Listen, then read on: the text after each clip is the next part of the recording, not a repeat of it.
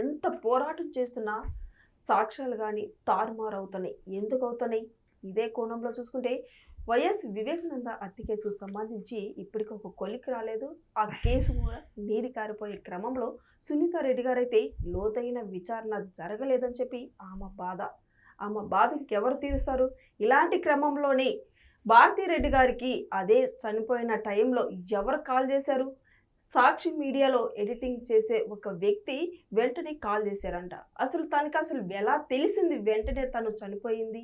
ఇదంతా లోతుగా విచారిస్తే అసలు నిజాలు వెలుగులోకి వస్తాయని సునీతారెడ్డి గారి బాధ. కానీ ఇక్కడ మొత్తం కేసు ఒక కొలిక్కి రాకుండానే ఆమె బాధ ఎవరు తీర్చాలి? ఇక్కడ సిబిఐ కావచ్చు, ఇన్వెస్టిగేషన్ కావచ్చు, ఇదంతా లోతుగా విచారిస్తే అసలు విషయాలు వెలుగులోకి వస్తాయని సునీతారెడ్డి గారు చెప్తున్నా సరే తన బాధ ఎవరు అర్థం చేసుకోలేకపోతున్నారు. కానీ దీని మీద పూర్తిగా విశ్లేషించడానికి మనతో స్టూడియోలో ఉన్నారు సీనియర్ జర్నలిస్ట్ దుర్గకుమార్ గారు ఉన్నారు. వారిని విషయాలను తెలుసుకునే ప్రయత్నం చేద్దాం. నమస్కారం సార్. నమస్తే మషాల్ని మన వీక్షకులు. సునీతారెడ్డి గారి పోరాటం ఇప్పటికీ 8 years అవుతుంది. కానీ ఇప్పటి వరకు తన పోరాటం చేస్తున్నా కూడా తనకు న్యాయం జరగలేదు. చాలా బాధపడుతూ ఉంది. అయినా సరే ఈ కేసు ఒక కొలిక్కి రాకుండా అంత నీరు గారిపోయే క్రమంలో సునీతారెడ్డి గారికి ఏయో కొన్ని వచ్చిన ఆధారాలు బట్టి చెప్తుంటే భారతిరెడ్డి గారికి ఇట్లా సాక్షి నుంచి ఎడిటర్ ఒక అబ్బాయి కాల్ చేయటం వెంటనే అసలు తనకి ఎలా తెలిసింది అని చెప్పి ఇప్పుడు అడుగు క్వశ్చన్ చేస్తున్నా కూడా దీని మీద మీ స్పందన ఏంటి సార్? అసలు ఈ వివేకానంద రెడ్డి గారి హత్య అనేది మొదటి నుంచి అనేక అనుమానాస్పదమైన పరిస్థితులు కలిగినాయమ్మ. అసలు అది ఎంత తీవ్రమైన కేసు అయినప్పటికీ కూడా విచారణలో దాని మీద సిబిఐ కానీ ఎవరు కూడా సరైన దృష్టి పెట్టలేదు. సిట్ అంతకుముందు వేశారు, సిట్ నుంచి మళ్ళీ సిబిఐకి ఇచ్చారు. సిట్ కానీ సిబిఐ కానీ సరైన న్యాయం జరగలేదన్నది ఆమె బాధ.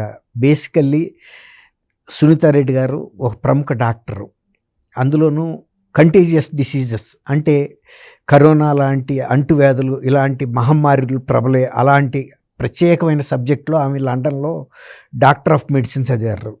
ఆమె ఆ డిపార్ట్మెంట్కి అపోలోలో హెడ్. అలాంటి ఒక డాక్టర్ని ఒక ఇన్వెస్టిగేటివ్ ఆఫీసర్గా మార్చింది ఆ కేసు. ఎందుకంటే ఎవరో పట్టించుకొని ఈ సందర్భంలో కనీసం దాదాపు 13 లక్షల పేజీల ఇన్వెస్టిగేషన్ జరిగింది అన్నట్టు చెప్తున్నారు ఆమె. వాటిల్లో నుంచి పట్టుకోవటానికి ఆమె అర్ధరాత్రుల వరకు ఉండి మళ్ళీ వేకోజాములు లేచి, తన సబ్జెక్ట్ కాదు దర్యాప్తు అనేది, పోలీసులు చేయాల్సిన దర్యాప్తు. అందులో సిబిఐలోకి తీసుకునే వాళ్ళని మెరికల్ లాంటి వాళ్ళని తీసుకుంటారు. డిపార్ట్మెంట్లో చాలా అద్భుతంగా పనిచేసిన వాళ్ళని, ట్రాక్ రికార్డు బాగా ఉన్న వాళ్ళని, నిజాయితీ పరుల్ని, తర్వాత వాళ్ళలో నైపుణ్యం కూడా ఉండాలి, అలాంటి వాళ్ళనే తీసుకుంటారు. మరి అలాంటి వాళ్ళు ఈ కేసుని అడుగుకి ఒక అడుగు ముందుకేయటం, మీరు చేయమంటే చేస్తామని సుప్రీంకోర్టులని లేకపోతే హైకోర్టులని లేకపోతే సిబిఐ కోర్టులని అడగటం. న్యాయమూర్తులకి ఈ దర్యాప్తు మీద అంత అవగాహన ఉండదు.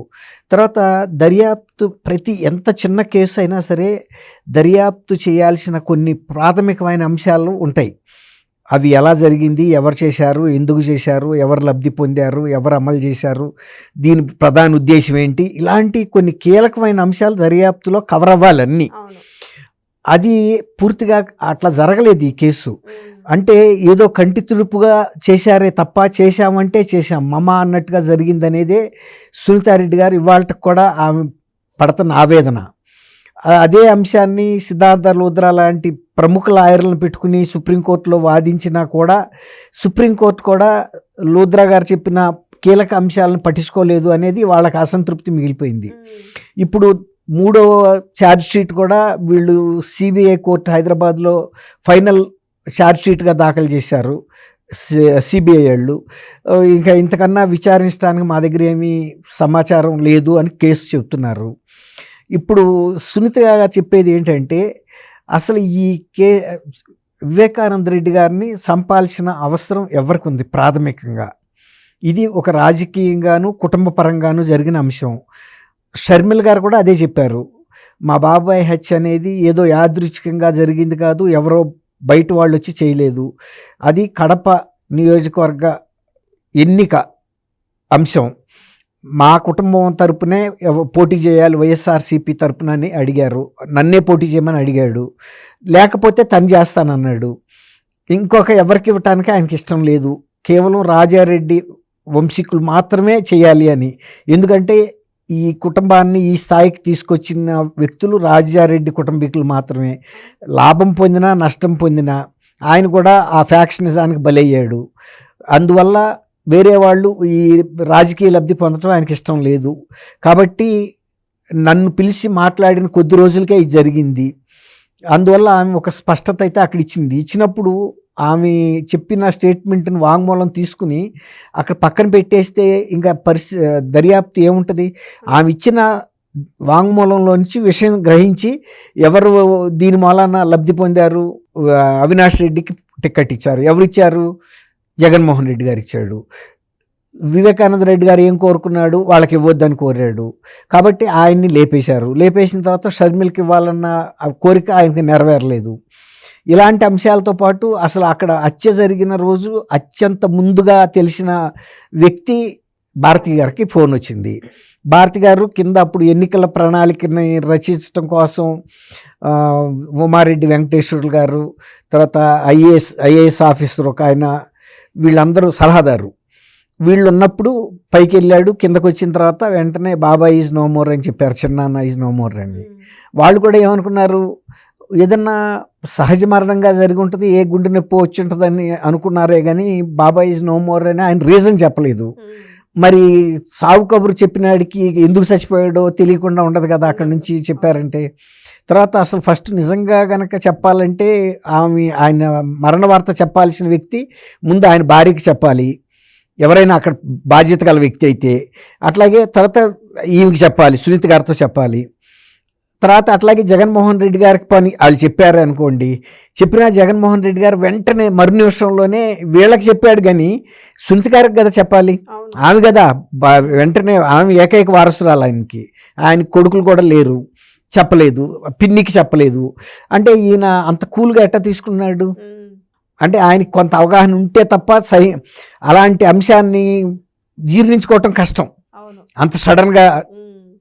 అంతకుముందు రాత్రి ఆయన ఎన్నికల్లో ప్రచారానికి జగన్మోహన్ రెడ్డి గారి తరపునే ఇల్లు వచ్చి పడుకున్నాడు. మరి ఆయన పార్టీ కోసం చేస్తున్న వ్యక్తి, ఇంటికి పెద్ద ఆయన రాజశేఖర రెడ్డి గారు చనిపోయిన తర్వాత కుటుంబ పెద్ద, ఒక రకంగా ఆయనే మంచో చెడో చెప్పాల్సింది. అంటే ఈయనంత డబ్బు లేకపోవచ్చు, ఈయనంత నాయకత్వ పార్టీ లేకపోవచ్చు, కానీ ఇంటికి సంబంధించిన అంశాల్లో కుటుంబ పెద్ద ఆయనే కదా. మరి అట్లాంటప్పుడు ఈయన షాక్ అయిపోయి వెంటనే ప్రయాణం అయ్యి వెళ్ళిపోవాలి కదా, వాళ్ళతో ఇంకా అక్కడ కొనసాగించాల్సిన అవసరం లేదు కదా. సాయంత్రం 6ంటికి చేరాడు. పొద్దున ఎప్పుడో 4ంటప్పుడో 3:30కో ఆయనకు తెలిస్తే తెల్లారుజామున, అప్పుడు రాక ఎందుకు ఆగాడు? ఇట్లాంటి అంశాలు అనేకం సునీత రెడ్డి గారికి ఉన్నాయి. తర్వాత సుపారీ ఇచ్చారు 40 కోట్లు. వివేకానంద రెడ్డి గారిని చంపడానికి సుపారీ 40 కోట్లు ఇవ్వగలిగే శక్తి ఎవరికి ఉంటుంది? తర్వాత ముందు అది గుండెపోటని ప్రచారం చేశారు, ప్రసారాలు చేశారు వాళ్ళ టీవీలోనే. ప్రసారాలు చేసిన వాళ్ళు చచ్చిపోయినప్పుడు ఆయన చూస్తేనే అర్థమైపోద్ది కదా, ఆయన రక్తపు మడుగులో ఉన్నాడు, తలంతా నరికేశారు, మెదడు బయటకు వచ్చేసింది. మరి అవన్నీ తెలవకుండా గుండెపోటు అని ఎలా చెప్పారు? చనిపోయాడని చెప్పబట్టే కదా గుండెపోటు అని చెప్పింది. గుండెపోటు వస్తే తల బద్దలైపోద్దా? ఎక్కడ అవ్వదు కదా. అట్లా అనేకమైనటువంటి, తర్వాత కాసేపటి తర్వాత మర్డర్ అన్నారు, అనుమానాస్పద మరణం అన్నారు, మార్చిరీకి తీసుకెళ్లారు. మార్చిరీకి తీసుకెళ్లకుండానే ప్రైవేట్ హాస్పిటల్ భారతీరెడ్డి వాళ్ళ ఫాదర్ గంగిరెడ్డి గారిది ఒక సూపర్ స్పెషాలిటీ హాస్పిటల్ నుంచి స్టాఫ్ని పిలిపించి కట్లు కట్టి కుట్లేసి అటుకి పౌడర్లు అద్ది తల ఆ దెబ్బలు కనపడకుండా మేకప్లు చేసారు. అంటే సునీత గారు వస్తారు సహజ మరణం అనుకుని కారణం చేయించేస్తారని అనుకున్నారు. అట్లా ప్రతి దశలోనూ అనుమానాస్పదంగా ఉంది. తర్వాత మార్చిరీలో పెట్టినప్పుడన్నా కనపడినాయి కదా. తర్వాత ఇంకోటి, ఆ రక్తాన్ని అంతా తుడిచారు కదా, తుడిచినప్పుడు ఎవరో వచ్చి నరికారని ఎవరో చెప్పకపోవచ్చు, కానీ నరికిందైతే జరిగింది కదా. అసలు ఎవరన్నా క్రిమినల్ కేసు అట్లా ఒక నేరం జరిగితే రక్తం తుడిచేయటం, బట్టలు మార్చడం, ఫినాయిల్తో కడగటం, ఇవన్నీ ఎవడన్నా చేస్తారా? మామూలుగా చదువు లేని వ్యక్తి అయినా కూడా ముందు పోలీసులను పిలిపిస్తారు. మరి అక్కడ ఉండాలంతా పెద్ద పెద్ద వాళ్ళే కదా. మాజీ ఎంపీ అవినాష్ రెడ్డి గారు ఉన్నాడు, అప్పటికి ఎంపీగా కూడా ఉన్నాడు ఆయన. మరి తర్వాత డాక్టర్లు వచ్చారు, అందులో వాళ్ళ కుటుంబానికే చెందిన మొన్న అభిషేక్ రెడ్డి ఎవరు చనిపోయాడు, అతను కూడా సూపర్ స్పెషలిస్ట్ డాక్టరు, ఆయన కూడా వచ్చాడు. శవానికి ఇట్లాంటి కట్లు ఎవరైనా చేస్తారా? అవన్నీ యాజిటీస్గా ఉంచాలి కదా. పోలీస్ అధికారి అక్కడ శంకరయ్య అనే ఇన్స్పెక్టర్ ముందే కూడా ఇవన్నీ చేశారు. సునీత గారికి లేట్గా చెప్పారు. సునీత గారు పట్టుబడితేనే పోస్ట్ మార్టంకి వెళ్ళింది. పోస్ట్ మార్టంలో రిపోర్ట్లో వచ్చిన తర్వాత ఇది క్లియర్ హత్య అని వాళ్ళు కూడా చెప్పారు. అవును. అంత దెబ్బలు ఉన్న తర్వాత ఏ డాక్టర్ చెప్పడు, వీళ్ళు ఎంత ఒత్తిడి చేసినా. ఈ విధంగా అన్ని స్థాయిల్లోనూ ఈ కేసుని తప్పుదోవ పట్టించారు. తర్వాత వాళ్ళ పత్రికలో తప్ప వాళ్ళ ఛానల్లో తప్ప ఇది గుండెపోటని ఎవరు రాయలేదు. తర్వాత ఇంకోటి ఏంటంటే ఆయన ఒక ప్రాపర్టీస్ సెటిల్మెంట్ చేసే ఒక దళారి అన్నట్టుగా రాశారు, ఆ గొడవలతో చంపేశారని. తర్వాత చంద్రబాబు నాయుడు గారి మీద కాసేపు పెట్టారు. ఇట్లా రకరకాల మలుపులు తిప్పారు. ఈ కేసులో అసలు మొదట ఎవరికి బయటకు తెలిసిన వ్యక్తులు ఎవరనేది విచారణ చేయమనేది సునీత గారు సింపుల్ కోరిక. అసలు దర్యాప్తు చేయాల్సిన ప్రాథమిక అంశం కూడా. అలాంటి ప్రాథమిక అంశాన్ని ఇంత అత్యంత పెద్ద దర్యాప్తు సంస్థ వృత్తిపరంగా చాలా కాంపిటెన్సీ అంటే నిపుణత ఉన్న సంస్థ ఎందుకు వదిలిపెట్టేసింది అన్నదే ఇప్పుడు సునీత గారి ప్రశ్న. ఇవి సిబిఐ ప్రవర్తనే ఒక $1 మిలియన్ ప్రశ్నగా ఉందని కూడా ఆమె చెప్పింది. వీటిని ఎందుకు పట్టించుకోవట్లేదు అన్నదే. ఆమెమి చనిపోయిన తండ్రిని బతికిచ్చి తీసుకురామని అడగటల్లా. అసలు ఎవరున్నారు దీని వెనక, కుట్ర ఎవరు చేశారు, ఎవరికి అవసరం వచ్చింది, ఎందుకు ఇలాంటి డ్రామాలు ఆడారు ఈ హత్యతను అడ్డం పెట్టుకుని, ఎందుకు వాళ్ళు రాజకీయ లబ్ధి పొందారు, నా బాబాయిని చంపేశారు పలానని ఇప్పుడు చంద్రబాబు నాయుడు గారిని వీళ్ళందరినీ కూడా పెట్టారు. ఒక దశలో ఆమెని వాళ్ళ హస్బెండ్ని సునీత గారిని రాజశేఖర రెడ్డి, సునీత గారి హస్బెండ్ కూడా పేరు కూడా రాజశేఖర రెడ్డి, ఆయన్ని కూడా వీళ్ళే చంపించారని కూడా పెట్టారు. ఎందుకంటే ఆస్తి కోసం అని, లేకపోతే ఆయన ఇంకెవరికో ఆస్తి ఇస్తాడని అనుమానంతో చేశారని. ఈ విధంగా ఆమెని ఎంత క్షోభ పెట్టారంటే ఆమె ఆ కేసు కొట్టించుకోవటం కూడా చాలా కష్టపడాల్సి వచ్చింది. సిబిఐ అధికారుల మీద కూడా దర్యాప్తు చేయకుండా అడ్డుపడ్డారు, వాళ్ళ మీద కేసులు పెట్టారు. ఇదంతా కూడా చాలా పెడపోకడలుగా జరిగింది ఈ దర్యాప్తు అంతా. ఎక్కడ కూడా ఇటువంటి గతంలో ఆమె ఏమంటుందంటే ఇలాంటి కేసులు అనేకం జరిగినాయి. ఇప్పుడు అరుషి కేసు అని ఢిల్లీలో జరిగింది, తర్వాత కేరళలో ఒక కేసు ఇట్లాగా అయింది, మొన్న అనంతబాబు కేసు డ్రైవర్ని డోర్ డెలివరీ ఇచ్చిన కేసెస్ జరిగినాయి కదా. అలాగే దీన్ని కూడా పునర్విచారణ చేయండి, ఎప్పుడైనా లోపాలు జరగవచ్చు ఏ వ్యవస్థలోనైనా, నేను దాన్ని కూడా తప్పు పట్టట్లేదు, కానీ సమగ్రమైన విచారణ జరగాలి, లోతుగా జరగాలి, ఎవరైతే ఈ కుట్ర చేశారో వాళ్ళు బయటికి రావాలన్నదే ఆ కోరిక. అది తప్ప మిగిలిన అన్నీ చేస్తున్నారు. దాంతో అసలు వ్యక్తులు వాళ్ళ బయటకు వచ్చే పరిస్థితి లేకుండా అయిపోయింది. మరి దీనికి పరిష్కార మార్గం ఆమె అయితే నేను పోరాడతానని అంటుంది, కానీ మార్గాలన్నీ మూసుకుపోయిన తర్వాత పోరాడటానికి ఉన్న, ఇప్పుడు మనం ఒక ప్రాంతానికి వెళ్ళాలి, ఆ రోడ్డు బ్లాక్ చేసేస్తే మనం ఎక్కడికి వెళ్ళగలుగుతాం? ఇప్పుడు అలాంటి పరిస్థితి వచ్చింది. న్యాయపరంగా సాంకేతిక పరంగా అనేక చిక్కులు సిబిఐ దర్యాప్తు సంస్థే రాసేసింది, మేము ఇక చేయాల్సింది ఏమి లేదని. వాళ్ళే అస్త్ర సన్యాసం చేస్తే బాణం వేయాల్సినాడే నేను ఈ బరువు ఎత్తలేను, బాణం వేయలేను అంటే ఎవరు వేయాలి? ఇప్పుడు సునీత గారు వేయగలుగుతారు. సునీత గారికి నిపుణత ఉందా, అధికారం ఉందా? రాజ్యాంగపరమైన వ్యవస్థ ఆమె ఒక బాధితుడికి కుమార్తె, ఒక ప్రముఖ డాక్టర్. వాళ్ళని ఏదైనా ఆపరేషన్ చేయమంటే చేస్తారు కానీ దర్యాప్తు చేయమంటే చేయలేరు కదా. అలాగే సిబిఐ వాళ్ళని తీసుకొచ్చి ఈయన చేసే ఆపరేషన్లు చేయమంటే, వైద్యం చేయమంటే వాళ్ళు చేయగలరా? ఎవరు చేయాల్సిన పని వాళ్ళు చేయాలి. ఇప్పుడు ఏమైందంటే వాళ్ళు చేయని పని ఈయన భుజాన్ని వేసుకుని చేయాల్సి వస్తుంది. ఎంతవరకు వెళ్ళగలుగుతుంది? కోర్టులు కూడా సహకరించాలి. అసలు ఇంకోటి ఏంటంటే కోర్టులు ఇవి ఇన్నిసార్లు జరుగుతున్నప్పుడు అసలు దర్యాప్తులో చేయాల్సిన అన్ని అంశాలని సిబిఐ స్పృశించిందా లేదా అని ఒక ఫార్మర్ సిబిఐ డైరెక్టర్ను, ఒక సీనియర్ ఐపీఎస్ అధికారికో ఈ వీళ్ళిచ్చిన రిపోర్ట్ కనుక ఇస్తే ఆయనే చెబుతాడు ఇవి పూర్తిగా సమగ్రంగా అవ్వలేదు. ఇప్పుడు మనం ముసుగు కప్పుకోవాలంటే కాళ్ళ నుంచి తల వరకే కప్పుకున్నప్పుడే ఇది పూర్తి ముసుగు. ఇక్కడ వరకే కప్పుకుంటే మనం చలిని కాపాడుకోలేము, తలంతా చలిలోనే ఉంటుంది. కాబట్టి అది ఏదైనా జరిగితే పూర్తి స్థాయిలో జరగాలి ఆ దర్యాప్తు అనేది. ఇప్పుడు ఇది హాఫ్ హార్టెడ్గా హాఫ్ జరిగినట్టు కనపడుతుంది. జరగాల్సిన అన్ని అంశాలని దర్యాప్తు పరిధిలోకి తీసుకురాలేదు. అలాగే ఇందులో ప్రమేయం ఉన్న వ్యక్తులందరినీ దర్యాప్తులోకి పిలిచి క్రాస్ ఎగ్జామినేషన్ చేయలేదు, ప్రశ్నించలేదు. అసలు ఒక్కసారి కూడా వాళ్ళని పిలవలేదు. పిలవనప్పుడు ఎట్లా దర్యాప్తు అయిందని చెప్తాం? కాబట్టి సునీత గారు ఇంత ఆవేదన కూడా, తర్వాత ఇది సునీత గారి ఆవేదనే కాదు, రెండు తెలుగు రాష్ట్రాల ప్రజలకి కూడా ఆవేదనగానే ఉంది. ఎందుకంటే అంత ప్రముఖమైన వ్యక్తిని చంపిన వ్యక్తులు స్కాట్ ఫ్రీగా వెళ్ళిపోయారు. అంటే వాళ్ళని ఎవరు ఏమీ చేయలేదు, చిన్న గీత కూడా పడకుండా వెళ్ళిపోయారు. అది అందరికీ బాధగానే ఉంది. మరి ఉన్నత న్యాయస్థానాలేమో వీళ్ళని దర్యాప్తు సమగ్రంగా ఎందుకు చేయట్లేదని ప్రశ్నించలేకపోతున్నాయి. వాళ్ళేమో మేము చేసేసామని చెబుతున్నారు.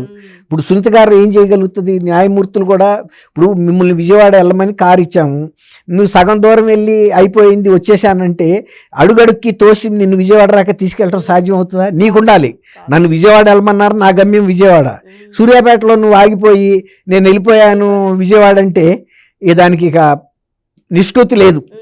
ఇప్పుడు సునీత గారి పరిస్థితి కూడా అట్లాగే ఉంది. మధ్యంతరంగా ఆపేసి అయిపోయిందని చెబుతున్నారు. ఆమె ఎంతవరకు తీసుకెళ్ళగలుగుతుంది? ఆమెకుండా అధికారాలు ఏంటి, ఆమెకుండా పరిజ్ఞానం ఏంటి? ఈ పరిశోధనలో ఒక బాధితురాలు కుమార్తెగా బాధపడుతుంది తప్ప ఆమె ఈ కేసుని స్వయంగా దర్యాప్తు చేసే అధికారం లేదు, ఆ వ్యవస్థ లేదు. సార్ మళ్ళీ ఇప్పుడు పిటిషన్ వేసే అవకాశం ఉందంటారా? అడుగుతారు, మళ్ళీ రివిజన్ పిటిషను లేకపోతే మళ్ళీ ఫుల్ బెంచ్కో రిఫర్ చేస్తారు. ఆమె వీళ్ళందరూ చేస్తుంది. ఎవరైనా నిద్రపోయిన వాళ్ళని లేపుతాం కానీ నిద్ర నటించావు, నువ్వు నిద్రపోవట్లేదు, నీ పిలిచినవన్నీ నీకు వినపడుతుంది, నీ భుజం తడితే కూడా నీకు తెలుస్తుంది, నువ్వు లేవట్లేదంటే నటిస్తున్నావు, నువ్వు నిన్ను ఎవరు లేపుతాడు? ఇప్పుడు ఆ కేసు కూడా ఆ పరిస్థితుల్లో ఉన్నాం. Thank you sir. Thank you అమ్మా శాలిని, మన వీక్షకులకు.